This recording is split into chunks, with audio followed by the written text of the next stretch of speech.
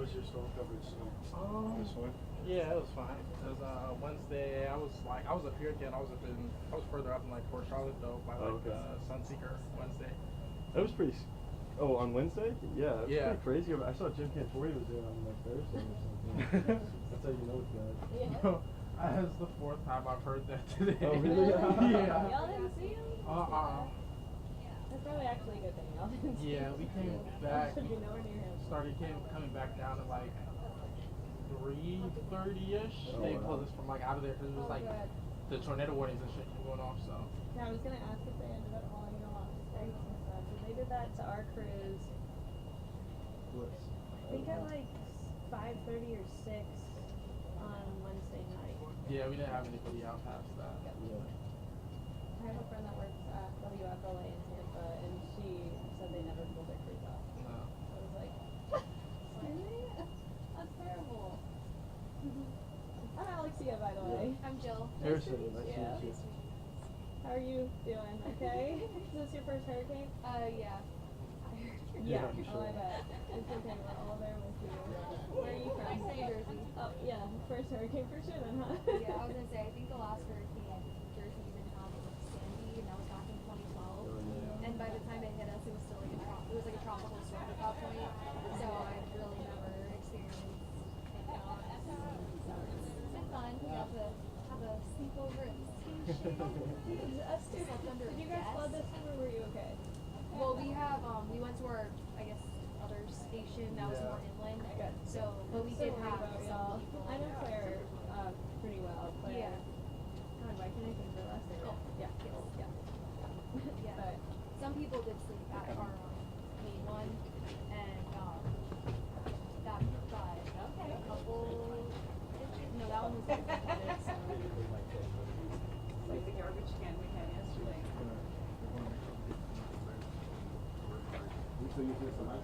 Yeah. Have you on one side of me, Mayor? just gonna step this in front of you Yeah. guys here. We make do. Yep. That's good. Like you decide the mayor. Yeah, on this side. We got And then police chief on chief one on side, one side, fire chief over on the here. other. Girl power. We have more uniforms if you want them for here. All right, are you guys ready? You're still moving?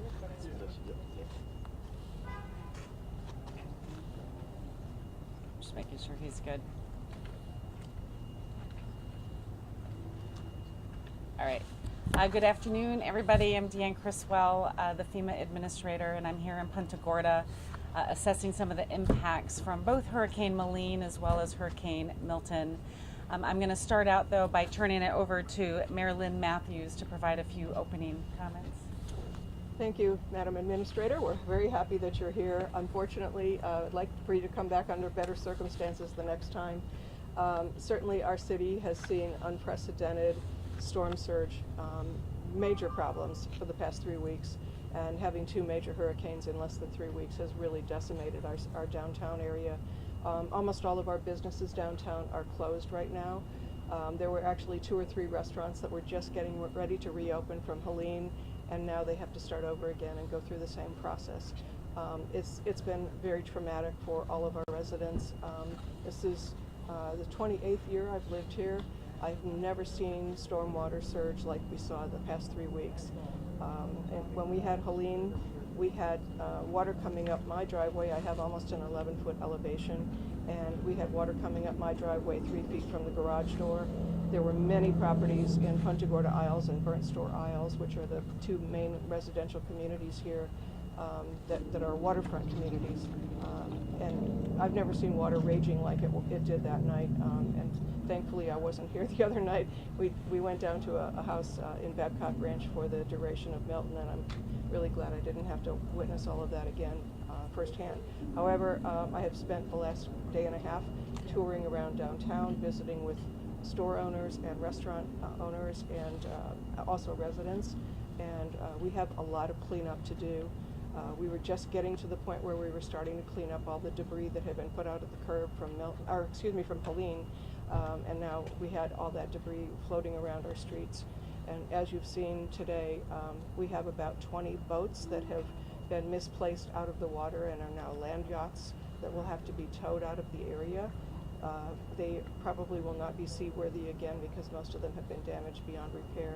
And as you can see behind us, we have massive destruction here in the Fisherman's Village Marina, and there's also similar damage down in our Lashley Park Marina. So we've got a lot of cleanup work to do, and we're very grateful to FEMA for coming here today so you can understand what our wants and needs are. It's going to be a long, massive cleanup for us.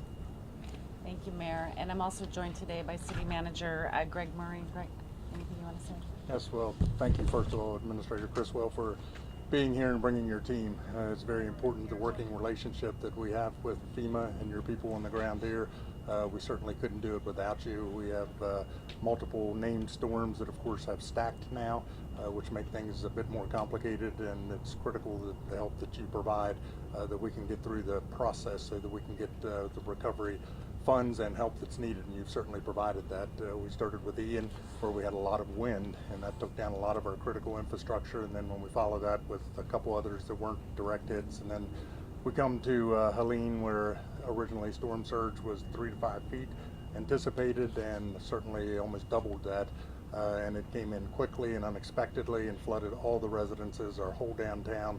You can see why one of our priorities, as the mayor stated earlier, is flooding in our historic district and the city itself, and helping the residents that really need some sort of mitigation to help prevent that from happening, and actually with their homes being able to harden them so that they don't get inundated again.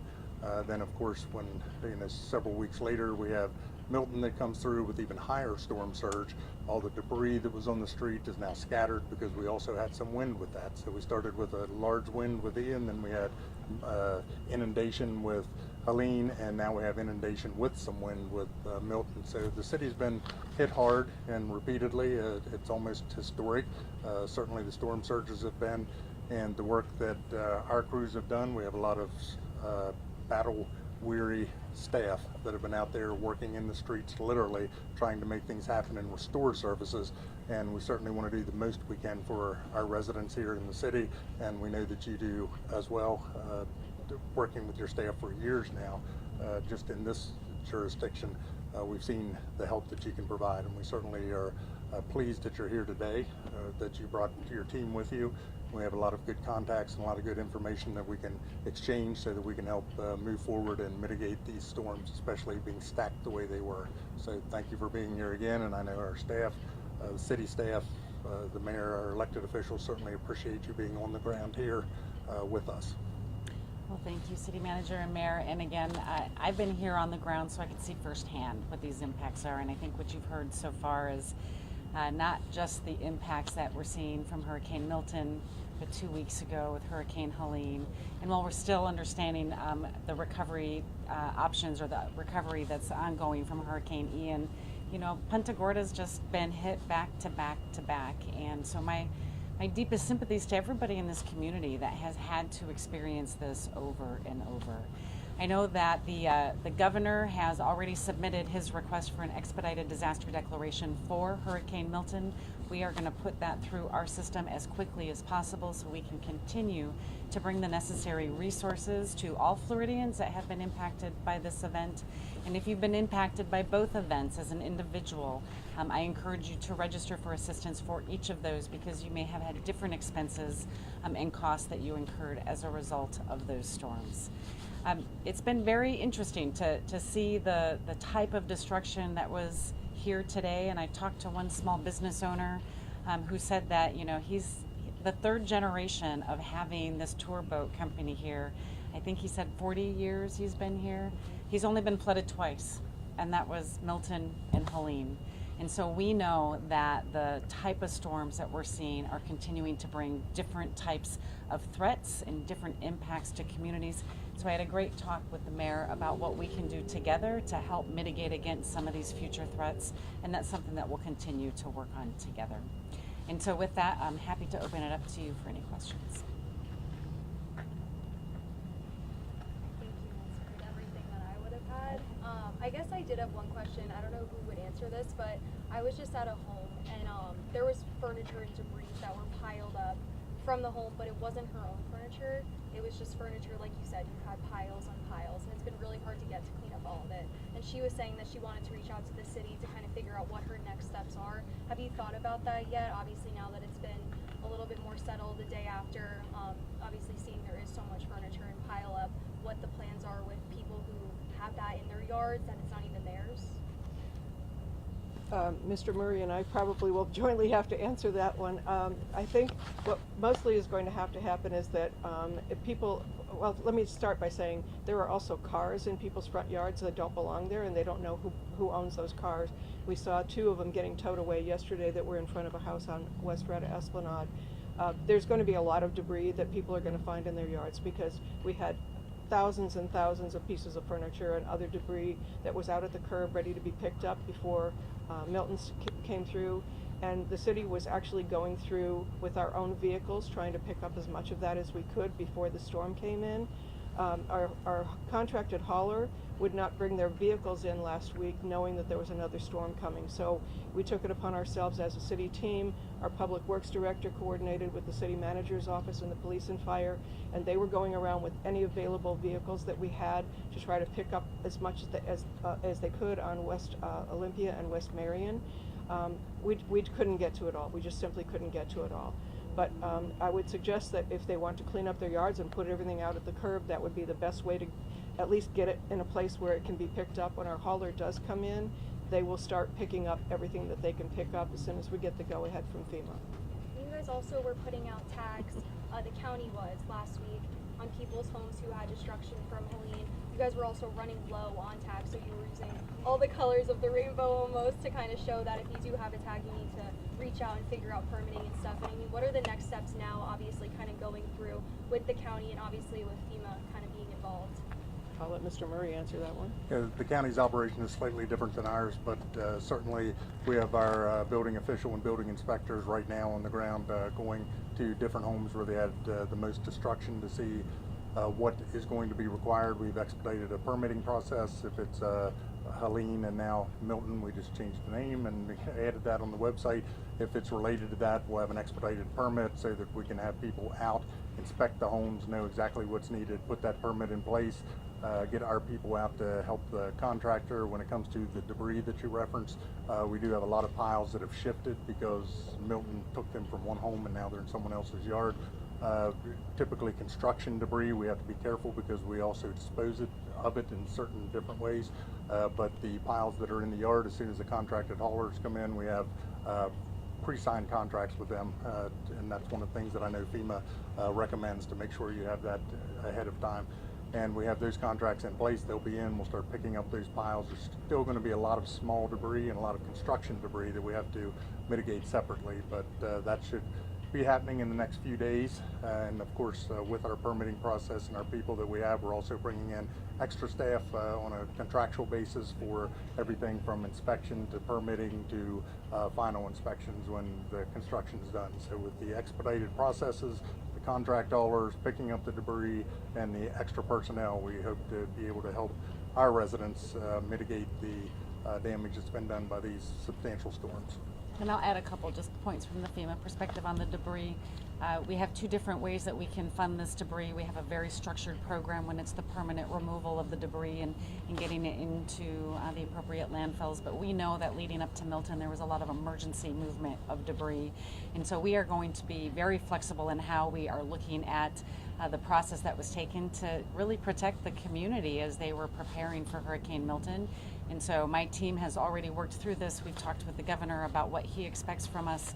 And I've talked to the mayor and the city manager here about how we're going to approach that going forward. And then, you know, as it comes to the substantial damage determinations, I know there's always a lot of questions, and I think as the city manager pointed out, that's a really important part of our process. This is a community that participates in our community rating system and gets a discount based on the NFIP because of all the amazing work that they've done, and the steps that he's laid out are the things that really help him continue to have that discount on our NFIP program. And I was going to say, to follow up too, I mean, for those people too who are really looking for that immediate help now, they are either couldn't go back to their homes, they didn't have a home to come back to since Helene, they're hopping from Airbnb to Airbnb, living in people's other not their homes itself. I mean, what can they like do with FEMA? I mean, what are you guys going to be doing to help kind of give them that relief? Yeah, so one, they need to register for assistance, and again, as I said, registering for both storms because they will have different needs from each storm, and the dates that they needed things will be important as they do that. But if they incurred costs, even from Helene, because they can register now, this other declaration will be through the system very soon. If they incurred costs because they were displaced, if they had their own hotel costs, that's part of our displacement assistance, and so many of them will be eligible for this. It'll just depend on where they were during the storm when they incurred the costs, and so those are things that we can help them with. And so for both storms, we'll be able to assist. We also then will understand what their damages are, and insurance is always the first piece that they need to be looking at, and how much insurance covers for their losses. And then if they still have uninsured costs or they didn't have insurance, then our programs can help them start to jumpstart that recovery, help with some of the financial resources for damages to their homes or loss of appliances, loss of a vehicle if it was their primary vehicle, etc. We'll start to work with each family independently on the losses and the damages that they incurred so they can get everything that they're eligible for. And are you guys going to be able to cut through the red tape? As far as, there's a lot of red tape, so which red tape? I mean, I guess just the ones that are most the high priority, kind of figuring out which. Yeah, I mean, so one of the things that we do is there's been a lot of conversation about our $750 that goes out there. One of the things we initially do is we identify those areas that have had the most impact, and we just push that money out because we know that they have immediate needs. Other parts of the state that may not have had as significant of impact, insurance is still their primary means to help with some of those costs. And then I think the complicating factor here is going to be there's two storms. And so we're going to have to work with each of them to understand the impacts and the damages or the resources that they needed for each so they don't get confused. It will be challenging, but we have done this before, and we're just going to have to continue to work with each person as they're working through understanding what they experienced from Helene, what they experienced from Milton, so they can get everything that they're eligible for. And I guess just a question about funding. Do you guys think you're going to have enough to kind of help everyone that's really in need at this time?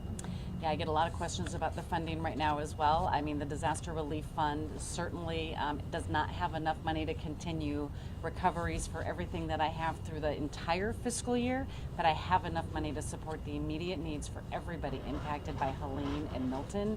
We're assessing every day how much it's drawing down on that so I can continue to work with my leadership as well as Congress as far as when we will need a supplemental. We will need one, it's just a matter of when. Question for you guys too. I know Punta Gorda, Charlotte County's been through a lot the past 2 weeks. What would you say makes these residents so resilient from what you've seen?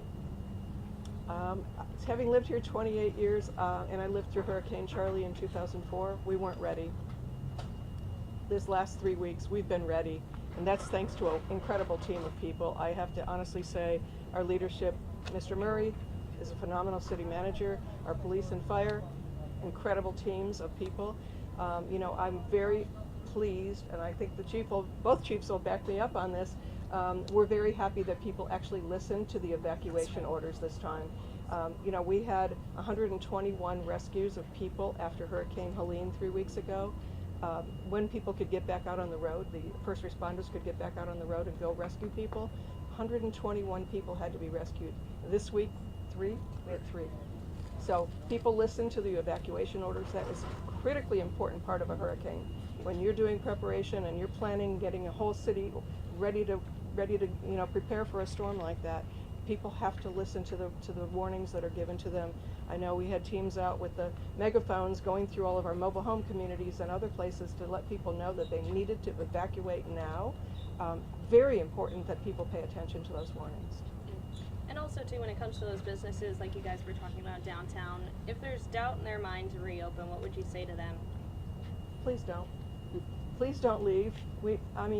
I can tell you, I'm very good friends with most of the restaurant and shop owners downtown.